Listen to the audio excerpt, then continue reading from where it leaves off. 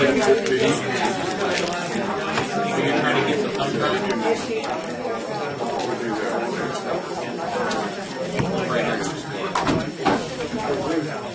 are you? I should see it somewhere here. Go to computer. And there it is. Right there. Don't click. There it is. Right there. How's that? Yeah, it's about you.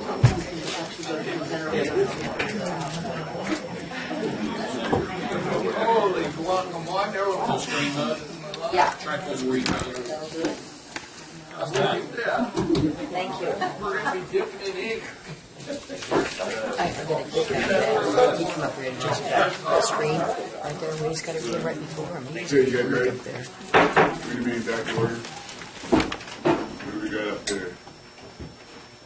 We're going to take up our 11 o'clock, and there's a lot of staff people here waiting to do this presentation.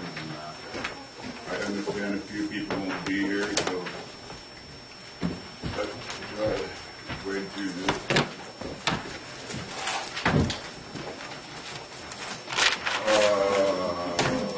Morning, sir. Karen Serrano.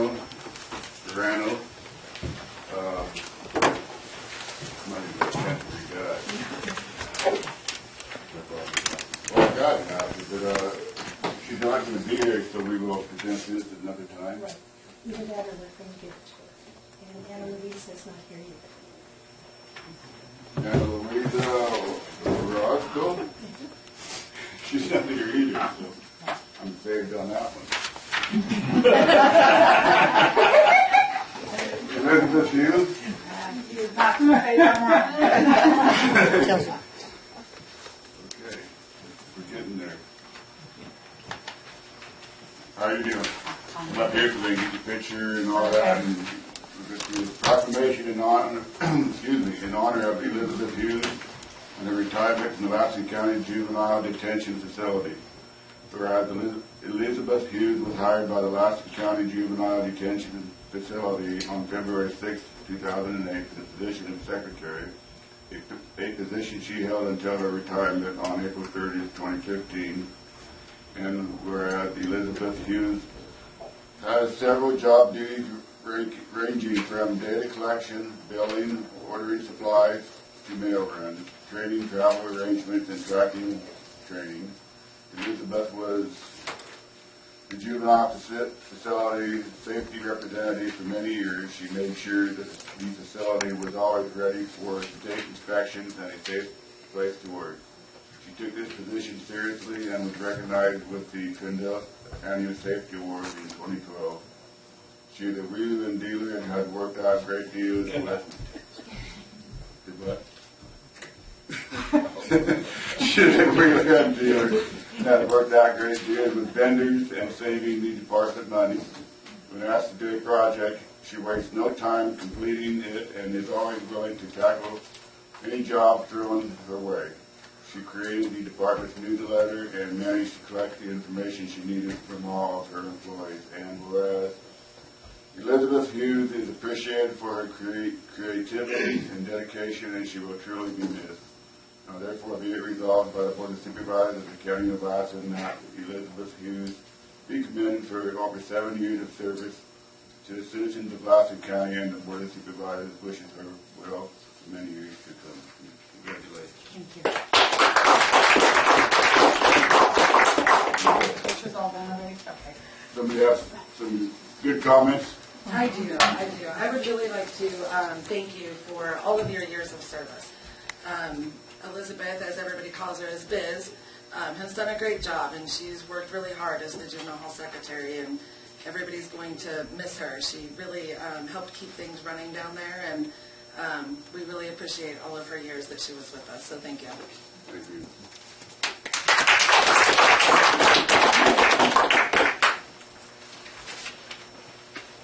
Okay, this is for Kevin. How do you pronounce that last name? Ozo. In appreciation you come up. What's that? You gotta come up here. I'm up here. Okay, Kevin. Kevin, in appreciation for your 10 years employment with the County of Lassen, we, the Lassen County Board of Supervisors, would like to take this opportunity to present you with a certificate of recognition and thank you for your time, efforts, and commitment. Thank you. Sir. Thank you for your time.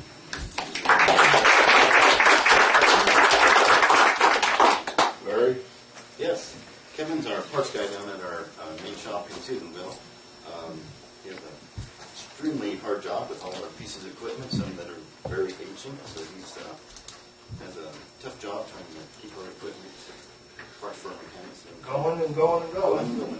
So I appreciate all the work, Kevin. Thank you. Thank you very much. Have a good one. Well, thank you. Good morning to all of you, and have a good day. Okay, we'll go back to our 10:15 presentation of financial services. Mr. Chairman, in your board packet, you've got a memo from myself regarding the financial analysis of financing options for the Honey Lake Valley Recreation Authority and other capital improvement projects that we have discussed numerous times over the past year or so. As directed in December, other staff and myself have pursued financing options, and as the board also knows, we've contracted with government financial strategies to act as our financial advisor in this potential financing of approximately $4 million. The other elected officials in the county, the treasurer and auditor, have been involved in the selection of some of the preliminary discussions on financing. And with that, I think I'll turn it over to Ms. Ranieri, who's got a presentation and going to point out some decision points that we will have moving forward. Thank you, and will you be changing them? Sure. So thank you, I'm Laura Ranieri. I'm the president of Government Financial Strategies, and it's an honor to be working with the County of Lassen. And before I begin, I just want to tell you, as a visitor to the county, I can't believe how friendly and nice everyone has been, and very helpful, all the financial and legal staff of the county. So I just want to thank you, and I work all over the state, and I will say that this is pretty much the friendliest place I've been. So maybe it doesn't always feel that way to you. But anyway, what I want to go over today, do is a little bit of introduction, then I'm going to, so we'll go to the next page, and talk about the capital improvements to be financed, financing options, and next steps. So going to the next page, introductions. I mentioned I'm the president and founder of Government Financial Strategies. Our firm is almost 27 years old. We work with something like 300 public agencies in California, almost $8 billion worth of financing. And most of our senior staff are certified independent professional municipal advisors. That's a special designation for our field. And I myself and one other person are certified fraud examiners. And I mention that because dealing with troubled situations actually, I think, helps us in the very well-considered, well-risk-managed situations, because we know what to avoid, and we try to help all of our clients with that knowledge. Other members of our team, we have 12 people in our company, but the other people who've been working for the County of Lassen are Stacy Frericks, Jonathan Edwards, and Rich Malone. And I just mention their names because they do touch the work of the county. And, and Sarah Paul Weaver, I'm sorry, her name got left off here. And I do want to mention something odd that your staff's been very willing to accommodate. One of our staff members, after many years of work in our company, moved to Australia. He still works for us, although remotely. And the staff has been great about accepting that, and we appreciate that. So I mentioned that our mission is helping public agencies meet their capital needs, and we've been around since 1988. So I want to address the role of a financial advisor. Number one and most important is that we have a fiduciary duty to the county. That means that we not only provide independent financial analysis and advice, independent of, no one else pays us. We don't work for a bank. We don't have any other relationships other than to serve the county. But what fiduciary means to me is that we need to give you the information that I would want if I was in your shoes, but with my knowledge. So that doesn't mean I'll always come up with everything you might ask, and so of course I'll take questions. But we really want to be very thorough in giving you all the knowledge and information that we think is important to making a decision. We are regulated by the Securities and Exchange Commission, and we are registered with both the Securities and Exchange Commission and the Municipal Securities Rulemaking Board. So now let's get on to the really important stuff. The county has capital improvements totaling approximately 3.8 million, but we rounded up there with 200,000 to 4 million. So at 3.8 identified, but about 4 million. And the discussion that we've had at staff going forward is that because some of the smaller expenditures are in flux, that what we might like to do is have you authorize us to move forward with 4 million plus or minus 100,000. And the project list is more extensive than the projects to be financed. There's other things that we're not financing. And the swimming pool project is going through a joint powers authority with the city of Susanville. And that's in addition to the county-owned capital improvements. So going to the next page, I want to talk about financing structure. So the way that the government, in not just California, but in most places in the United States, does financing where you're going to pay it back from your budget authorization each year is a lease purchase financing. So it doesn't really relate to a rental agreement. It's much more like a loan. And lease purchases can be used to finance equipment and real property projects. You are also, I think, familiar with the term certificates of participation. That is just shorthand for the following sentence: certificates of participation evidencing fractional interest in rental payments or the payments in the lease. And where COPs come from is that as California governments, and like I said, it is a national issue now, as they were doing bigger lease purchases, they wanted to be able to sell those lease purchases to people who would otherwise buy municipal bonds, and those people were used to getting a bond certificate. So some lawyers came up with the idea, we'll give them a certificate representing an interest in the lease. And so a COP is just a method of selling a lease purchase financing to investors and borrowing from many, many investors as opposed to one investor. So looking at page 7, lease purchase and certificates of participation I mentioned are very common. Just in the last 5 years, 448 public agencies in California, including 28 counties, have used lease purchase financing 630 times, so very common. What we call around our office a vanilla lease purchase, it's typically purchased by banks who buy them for their own account. They typically accept terms no longer than 20 years, and they're really much more comfortable in the space of 15 years or less, and that has to do with how they're regulated and their capital requirements. Certificates of participation are typically purchased by municipal bond investors. They'll accept a term of up to 40 years. So looking at page 8, how do we make a decision? Well, one of the things about a COP is they require more upfront costs than a standard lease purchase because we're going to the municipal bond market and there's a lot of protections that we give investors. For example, a bond prospectus, which we call an official statement, and it's more expensive to do that as well as other aspects of selling certificates in the municipal bond market. So we have more upfront costs, so why would we do it? Well, the typical municipal bond investor will accept a lower rate of interest, and I mentioned a longer term. So we really don't need to worry too much about the word certificate of participation or lease purchase. What we really care about is what's the most financially optimum structure for the county to repay a financing. So looking at page 9, I just want to remind you that the county does have experience with this. In 1989, the county issued certificates of participation. In 1998, they did it again. You did it again. And in 2002, there was a lease purchase financing. So again, it's a fairly standard thing. The most important thing about borrowing money is figuring out how you're going to pay it back.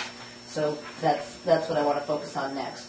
So one of the areas in the budget we've identified as a possible source for repayment is the tobacco settlement revenue, and what you see in the graph here is a projection of tobacco settlement revenues. And what you may have heard, for those of you who pay attention to the financial news, is that the tobacco settlement revenues nationwide have been less than were originally projected, which is a good thing, meaning that people are smoking less.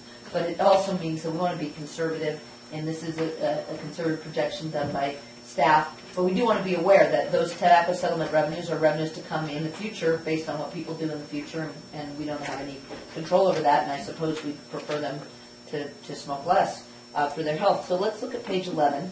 On page 11, we have a graph here, and this is simply showing different terms and different types of financing. So we looked at 5 different types of financings: 15-year COP, 15-year lease purchase, 20-year COP, 20-year lease purchase, 30-year COP. And I'm going to go into more detail But the purpose of this graph is just to show you that if you borrow for a shorter term, you're going to be done paying more quickly, but your payments will be higher. Similar to, say, the comparison between getting a 15-year mortgage and a 30-year mortgage. But what you may know, if you've made that choice in getting a mortgage, is that the 15-year mortgage will have a lower interest rate because it's shorter. So you get done paying it faster, but your payments would typically be higher. So on page 12, we have a comparison of the 5 options that we looked at. And one of the things you can see right away is that when we look at certificates of participation, there's a lot more filled in these columns than in the lease purchase, because they would be rated by a credit agency, there would be more cost of issuance, there'd be additional costs, and we don't call them cost of issuance, that's kind of funny, but they're more selling costs, underwriter's discount, bond insurance, surety bond, and so they're all listed here. And then we look at the average annual debt service. We also look at administration costs, which you have more with a certificate of participation than a lease purchase, because we have these bondholders who we always say think of them as widows and orphans. So we have to do certain annual disclosures and annual administration for their protection. And so although we don't always look at debt repayment in a total way, most people, for example, they get a mortgage, they look at the monthly payment as opposed to the total repayment, but we're doing it here for comparison. And if you go to the next page, you can see that right off the bat we're dropping from consideration, certainly from our recommendation, the 20-year COP and the 15-year COP, because if we get into that time frame, we're going to get a better deal from the bank with doing a lease purchase, so we don't have these extra administrative costs. So really term is a very decisive factor. So if we were to do a 15-year or a 20-year, we would want to do the lease purchase over the COP. They're clearly more superior. But if we wanted to do the 30-year, because there's really no market for 30-year lease purchases, we would be in the certificate of participation realm. So I'm going to give you another look at this on the next page. And so if you look at the next page, it's just it's the same things that you saw previously, but it's the bottom part of that chart that I didn't show you. So you can see if you go back one page, maybe I should make that more clear. You can see that on page 13 it ends with total debt service and admin costs. On page 14 I'm picking that up, but I'm adding some additional information that was very important to our thinking. Because some people would argue, get the lowest payment all the time, that's the least risk.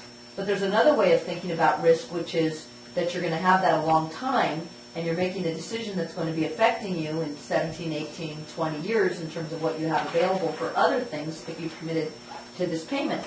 So that led us to a discussion of, well, we want to pay this off. That would be our goal. What we'd like to do is have the most efficient financing.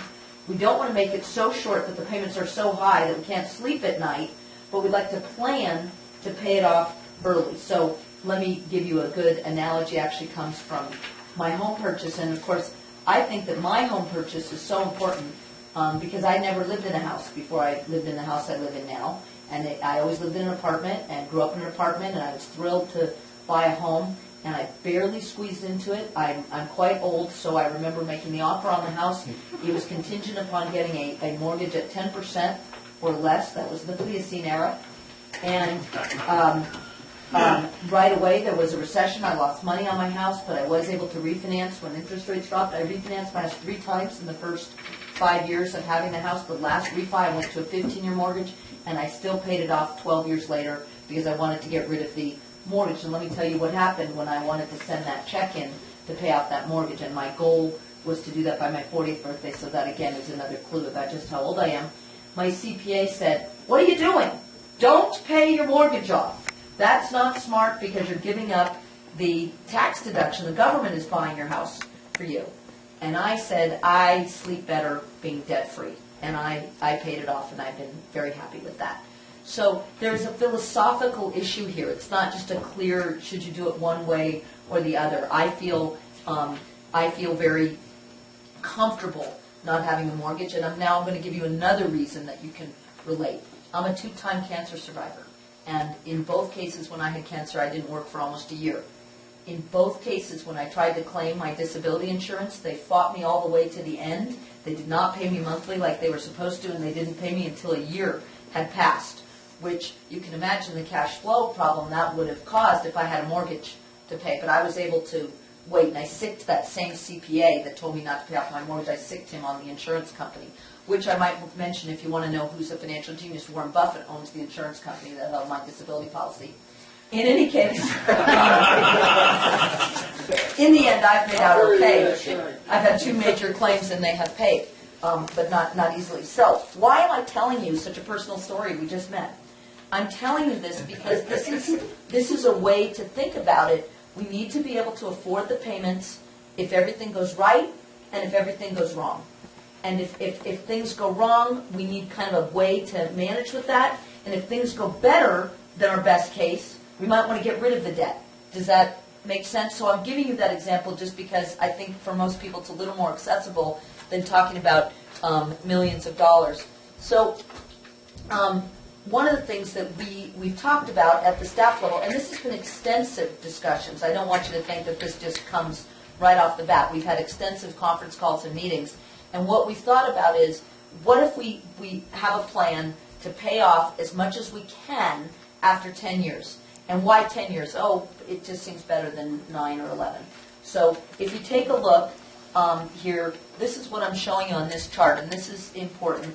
So we're showing the tobacco settlement revenue expected over 10 years, and then we're showing the repayment costs over 10 years, and we're showing, so we're just going to make our payments out of that expected budget, and then we have some leftover tobacco settlement money that's not needed for the current payments, but could be reserved for a big payment in the 10 years. So then we see our principal balance after 10 years, and then we see how much have we saved up, and you can see that we can apply that and what we can reduce. So that's another way of thinking about the financing, not just should you pick the term, but what would you do in terms of annual budgeting to try and extinguish that debt. So let me stop there and see if there's any questions from the board, and I don't know if you want to hold audience questions to the end, but I've just given you a lot of numbers, so I want to stop and see if you'd like to ask me a question. Question from the board? I have a question. Down below that on the page you're on right there in the fine print, you have your certificate of appreciation participation adjustment of 70 BP. What's the BP mean? That's basis points. So, Basis points. yes, so what we do, one of the things about planning for a borrowing is we're planning on going to bid, and I'm going to talk about that in a little bit, to how to get the actual purchaser to bid the interest rates to us. So we don't know what the interest rates will be, but we'll use competition to get the best deal we can. But what we do is we take a benchmark interest rate, and then we adjust it for factors that relate specifically to this financing, so the expected credit rating of the county and the type of financing that it is that's a COP. But we do have benchmark interest rates at every term. We get a service that surveys the market and gives us the rates for a 1 through 30-year interest rate in the municipal bond market. We get that daily. Then my other question was, what kind of interest rates are you looking at there for the lease purchases? What interest rates are you using for the 15-year and the 20-year? Let me see if you put that down here. And if not, I'm going to have to look that up on my computer. Wouldn't you think I'd be more facile? Let me see if I stuck that table in here. I apologize. I'm going to have to look that up for you. Can I look that up for you in just a minute? That's fine. And what we did is we took the whole interest rates, we adjusted every one, but I will look that up for you and let you know in just a few minutes. More questions? Seeing none, anybody in the audience have a question at this point? Seeing none, oh, we do have one, Mr. Spencer. The COPs are presented are lease purchased. How does that react with property that this board wishes to finance but doesn't own the property? Well, that's a great question. So I actually have a slide on that coming up. So I'm going to ask you to wait on that just a minute, and then I'll get to that slide, and then I'll check back with you to see if we covered it. So, Continue. okay. So page 15. This is just another look at that comparison of a 15-year versus a 20-year. We picked the 15-year to the 20-year because, frankly, at a staff level, those were appealing to us because they're cheaper in many ways. And we're also showing the net revenue, the tobacco settlement. So you can kind of see that it's a little more risky to go to the 15-year, but the 20-year looks good. So that led us to a new bidding strategy, which is that if we wanted to go with that lease purchase, that we would bid based on the debt service that we wanted to pay rather than a term. So typically what we do is we say we want an interest rate and a payment schedule for a term of 15 years to generate X dollars of net proceeds. That's what we would typically do. But we said, why don't we bid the payment that we want to make and let them tell us the term? Does that make sense as a different strategy? We haven't done it before, but it seemed to fit this situation. And so we did a little test, called a couple of our bank bidders and said, is this something you would be responsive to? And they said, sure. So the benefits would be that we'd really be able to precisely get the kind of structure we're wanting, lower total repayment, quicker repayment. We like the lease purchase strategy because of the no ongoing administration costs.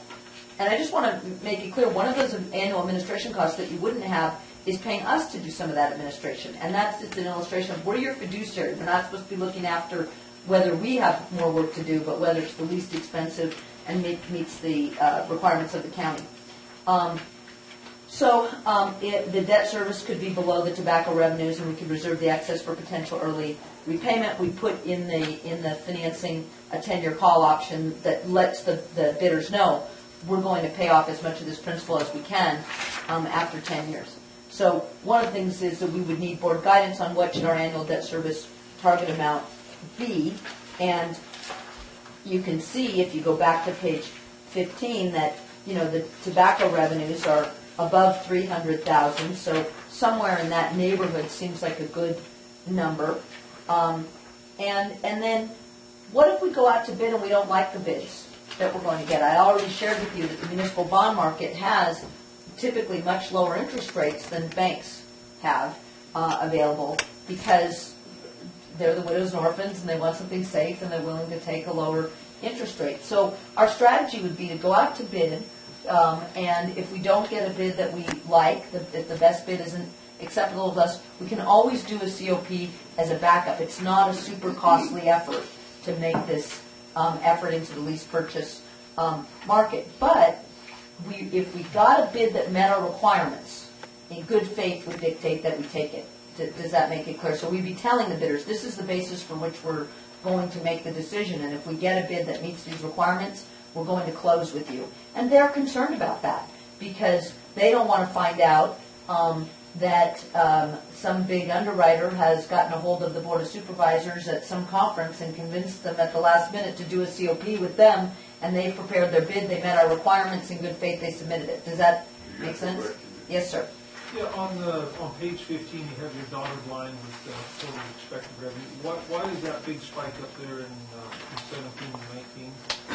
You have a big rise. Yes, and that projection came from the county, so I'm going to defer to Mr. Shaw if he wants to address that. Do you know? That's the tobacco settlement projection. Right. Another entity that we discussed financing with that does tobacco securitization, which is not what we're talking about here, but he did those projections for us based on. I think I'll get this pretty much right. The tobacco revenue is based on one factor is the consumption of tobacco. The other is the Lassen County's percentage of population as it relates to the entire state of California. And so our population as a percentage is expected to stay the same or decline as a percentage of the population of the state. Tobacco use is projected to decline. I think the population decline as a percentage, but as population increases, there will still. If you go back to page 10, there is actually a graph that shows the revenue where it kind of goes up and comes down, and I think that's showing that's exactly what that is. Yeah. So let me go back. I'm just curious on why the spike was. Why are we using more money? Why are we Well, this is where Laura Roberts retires, and this is where, this is where her replacement gets hired. I think if you look, in this area of the graph, I think there's a higher level of confidence because it's closer to us.